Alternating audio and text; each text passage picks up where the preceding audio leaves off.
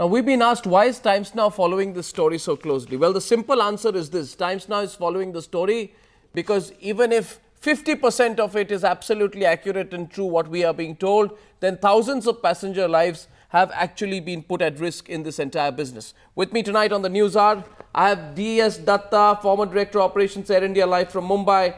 With me in the studio is Captain Minu Wadia, aviation expert. Also, Jitendra Bhargav is with us tonight, former Director, Air India. Ashwini Kakkar, from the passenger's point of view of Mercury Travels. We have Captain V.K. Kukkar joining us, former Executive Pilot of Air India, joining us from Delhi, and Air Marshal Kapil Kak from New Delhi as well. Air Marshal Kak, let me come to you first. What do you make of this? Because, without the basic facilities for landing, for weeks on end, private airlines continued to defy and land at Goa airport. What does this tell you?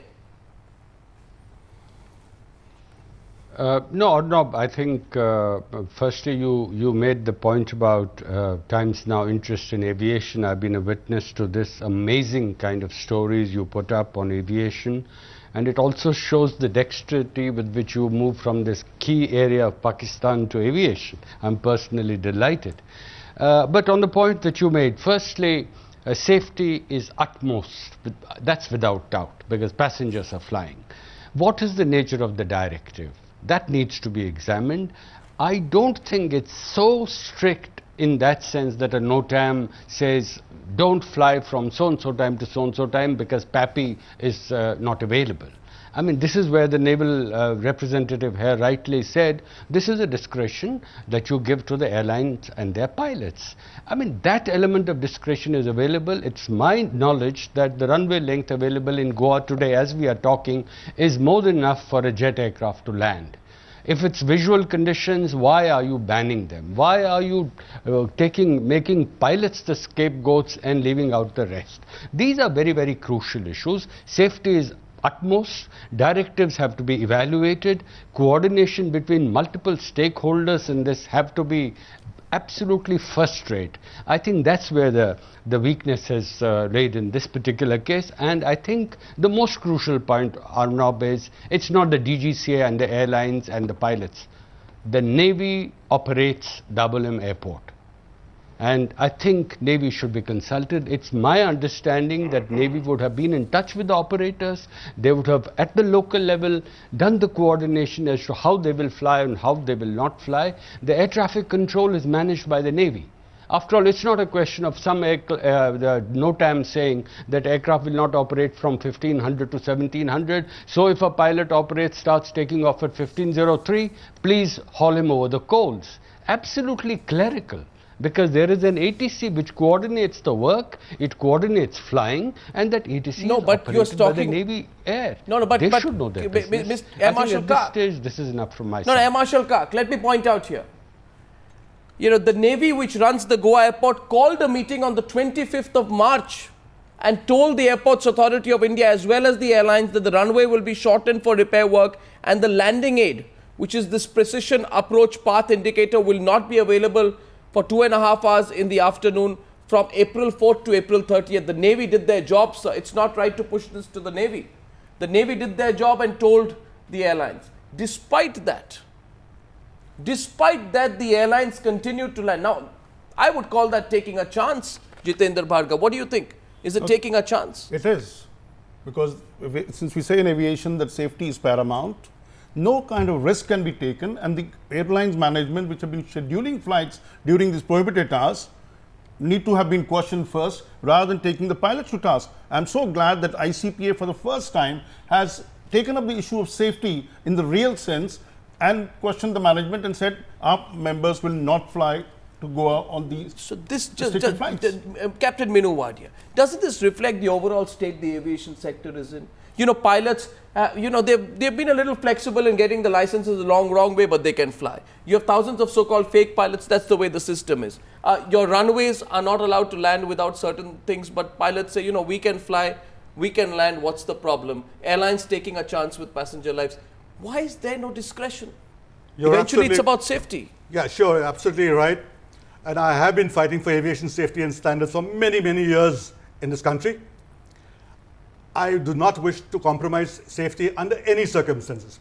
But I'd like our audience to understand why this is happening and what is happening. First of all, it is not an unsafe situation. It is a misguided notion of aviation safety that the DGCA feels that has monopoly on wisdom and safety standards, that they've given these instructions. The runway in this condition and in this weather condition with the visibility being good is perfectly capable of accepting these classes of aircraft which land. I get that point. The fact is there are rules. There are rules which say having this this aid, PAPI, is essential for landing.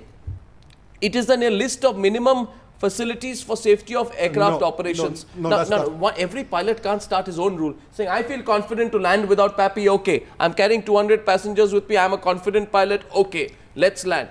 That's why I'm saying it's taking a chance. That statement is not correct, because if the rules are made and if any pilot or anyone flouts those rules, I would strongly recommend the strictest action to be taken. No, but it is, because DGCA puts PAPI. has given a NOTAM, which is later on the DGCA has said that no aircraft will operate. So initially, it was just an information NOTAM which says...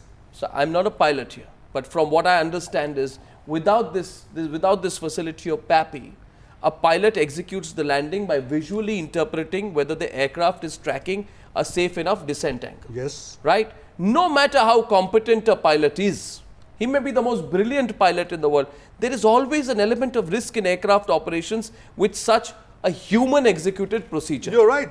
It is 1970s attitude in 2011. You're right. You have more facilities, more standards, longer runways, safer. It is better to be safer than sorry. Fine. But what I wish to point out only is pilots have been taught, they've been trained, and they have been but what tested. What about the passenger? If I am on a flight to Goa, am I being told we will take off with 2011 technology, we will land with 1970 technology, you're likely to get away unhurt? No, that's not true. And on top of that, what is happening, Arnav, is that, half the pilots are fake in this whole situation. The pilot sitting on the left, the commander doesn't know whether his co-pilot is a fake pilot or not a fake pilot. The crew doesn't know whether there's a fake pilot on board. The DGCA is involved in all this corrupt practices thing or whatever it is. Who's taking care of the passenger? There's complete trust erosion in this whole system. Today, as a passenger, I cannot be sure that, the pilots who are flying me are right or not, or whether they're using the right, they're following the PAPI guidelines or not, or whether they're following the other guidelines or not. There is supposed to be 9 sigma level of safety in the aviation industry. Nobody is supposed to flout anything. Nobody is supposed to take any chances as far as passenger lives are concerned. And in spite of that, who's caring about the poor passenger in this whole situation? Mr. Wadia, please respond, sir. This aviation mess has been going on for too long.